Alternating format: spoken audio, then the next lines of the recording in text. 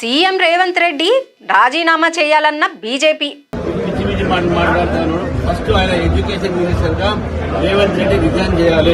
CJP కోసం candle ర్యాలీలు తీసుడు సిగ్గుచేటు.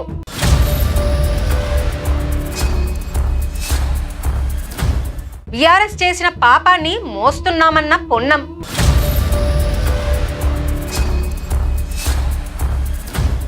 ఆగస్టు 15 లోపల ఫీజు క్లియర్ చేస్తామన్న ప్రభుత్వం.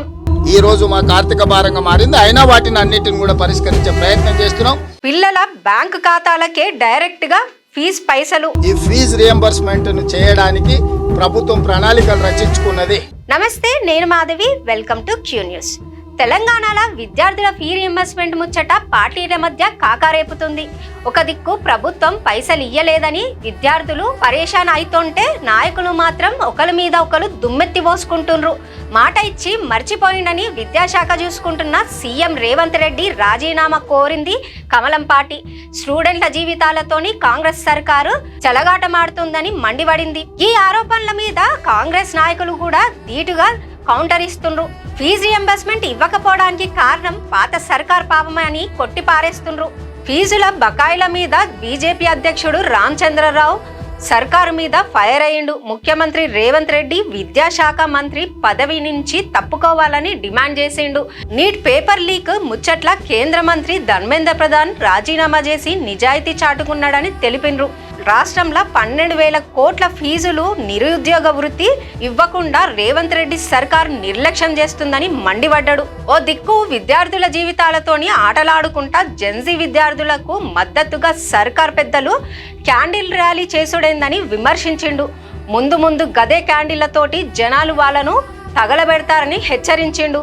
సికింద్రాబాద్ టివోలీ గార్డెన్స్ లో జరిగిన కార్గిల్ విజయ్ దివస్ వేడుకలల్లా ఎంపీ ఈటల రాజేందర్తో కలిసి ఆయన సీఎం మీద విమర్శలు చేసిండు.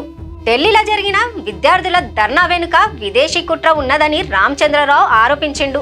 కాంగ్రెస్ వాళ్ళు ధర్నాలు చేసినందుకే కేంద్రం దిగొచ్చిందన్న మాటల వెనుక ఏమాత్రం నిజం లేదని ఆయన తెలిపిండ్రు.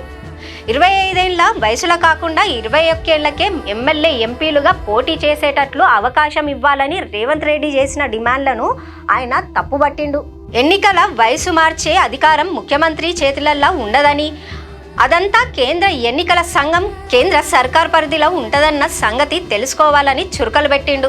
యువతను తప్పుదోవ పట్టించే గిసొంటి ముచ్చట్లు బంద్ చేయాలని సూచించిండు. వీర సైనిక స్మారక స్తూపం కాడ రామచంద్రరావు నివాళులు అర్పించినాక మీడియాతోని మాట్లాడిండు. సర్కార్ తీరు మారకుంటే ఊరుకునేది లేదని ఆయన వార్నింగ్ ఇచ్చిండు. బీజేపీ నేతల కామెంట్లకు మంత్రి పొన్నం ప్రభాకర్ కూడా ధీటుగా కౌంటర్ ఇచ్చిండు.